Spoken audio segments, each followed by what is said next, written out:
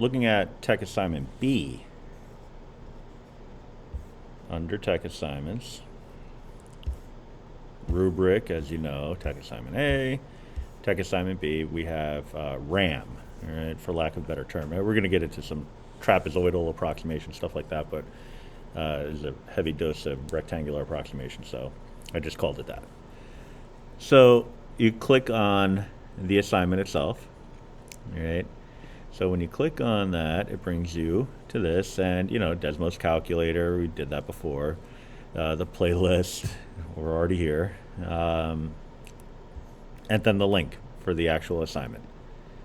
All right, so once you get into that link, you have an assigned function with a certain number of subintervals, and what you're going to do is so this one's much simpler, is you'll have your function given on a certain domain, and you're going to do trapezoidal approximation, middle rectangular approximation, or medial, whatever different people call it different things, median sometimes, left and right rectangular approximations.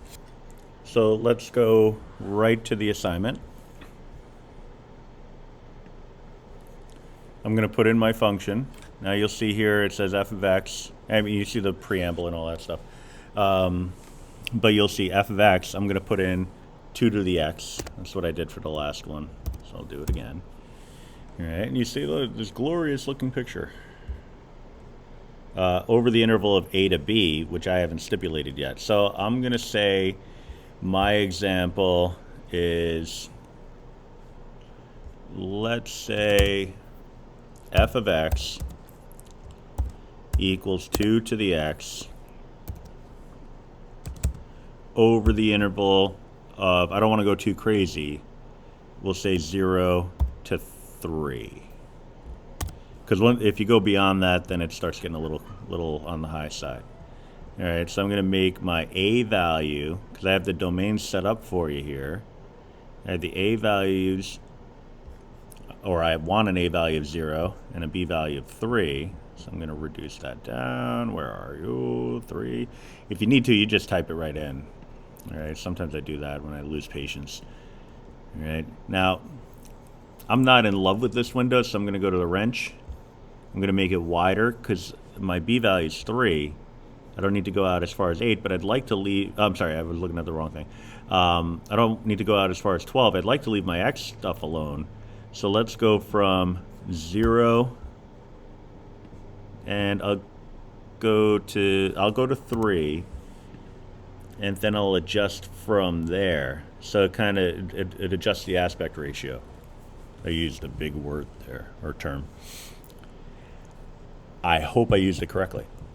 All right, so let's say, for example, I needed to do just trapezoidal approximation with 4 subintervals. So I'd make this a 4. I'd go to trapezoidal, and you see all this stuff right here, right? So there's a lot of funny business going on. But my ATAM is 4.5. All right. Now I'd like to see what it looks like. All right, so what I do is I click on these options here. Now you click on the first one, and the rest turn on too, which is nice. So click on that folder, and it'll all turn on. You'll see here I have it defaulted for the RAM because I wanted to have something to show up so that when you typed in your equation, you wouldn't think that the program was faulty. But you probably want to turn the RAM off and just look at trapezoidal approximation. And then just right at the bottom here, just report that value. All right. Now this is saying for 4 subintervals, a trapezoidal approximation is giving a value, an area of 4.5. All right. Well, I put the actual area based off the definite integral down here. It should be around 10. So it's not a very reasonable or very good approximation. But I'm going to report it anyway. So what do I write? I'm going to go into my little keyboard here. Hit the ABC button to bring me to the QWERTY pad. Tap on the subscript. Type in TAM. And it'll just spit that value out for me. All right. So I have that. now I can close my TAM. Now, if you want, what you can do, if you want, you can just Command C or Control C on that and paste it out here. All right, but I wanted to show you how to do it with the QWERTY pad also. All right, so once you do that, you can turn this off. All right, so it's almost like you're going through the motions, and I know that if I were a student, I'd be feeling this way, but there is the idea that you would recognize, oh, so that's what it looks like if, for example, I had 20 subintervals. What would I get? 4.5 still. All right, well, that seems a little iffy. Maybe trapezoidal approximation isn't the way to go, you know, so something along those lines. All right. Let me close that up, turn that off. The MRAM would be next. So I open that up, turn it on. All right. Verify that the midpoint of each rectangle is intersecting with the curve. And I get my MRAM, so I can just sneak and steal this value. I'm going to assume that maybe my assignment told me for the same number of subintervals. So I'm going to just sneak that value out. All right. Now, if I change, okay, so let's just be careful here. So if I change, so it's 9.9, which is a really good approximation. If I change this n to like an 8, you see that value changed. All right. So what I would want to do is take this number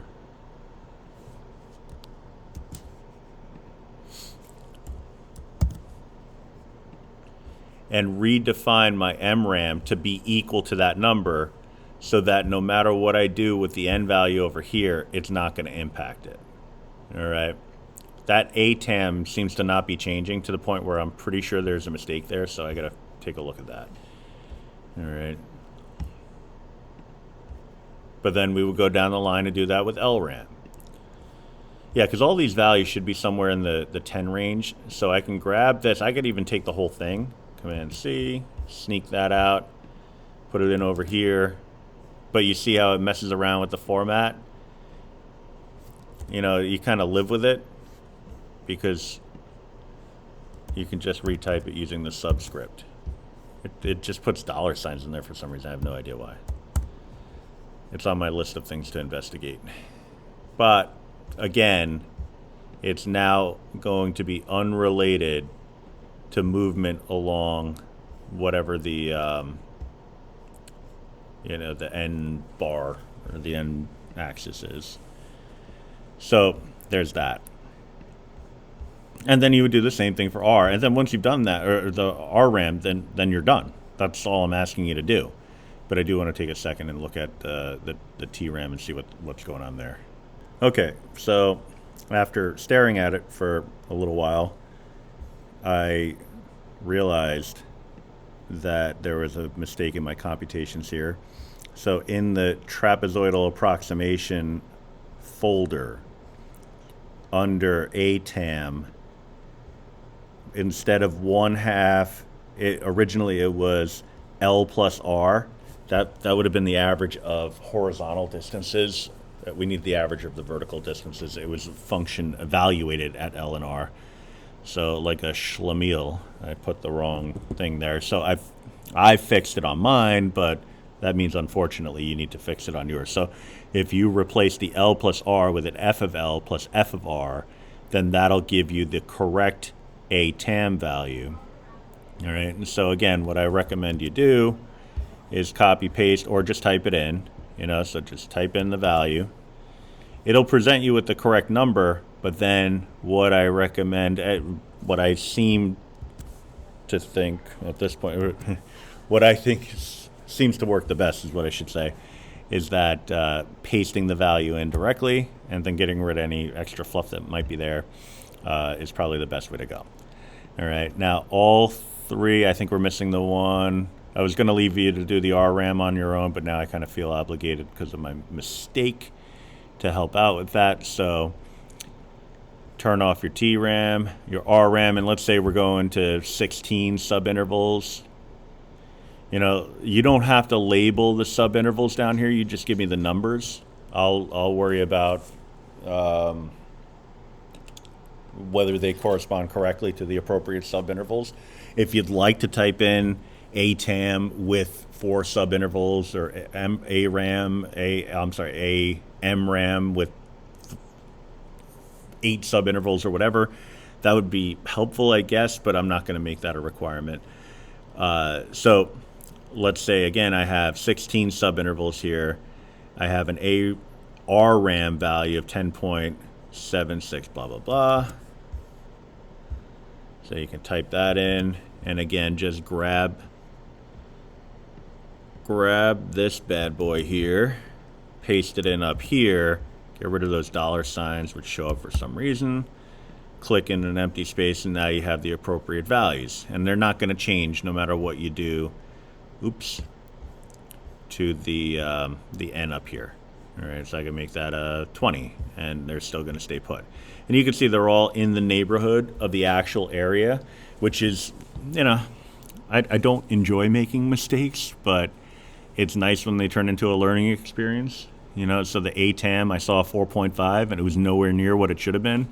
That set off some alarms. So we're in the neighborhood now with each of our answers, and you can see that in the most general sense, that ATAM, the trapezoidal approximation, appears to be the one that's closest in the most general sense, but in this case as well.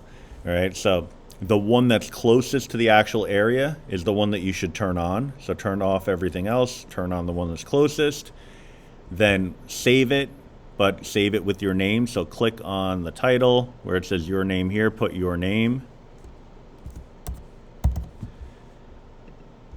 All right, make sure it's saved, so this should be blacked out. Pop in, or click on that arrow jammy there and click on copy.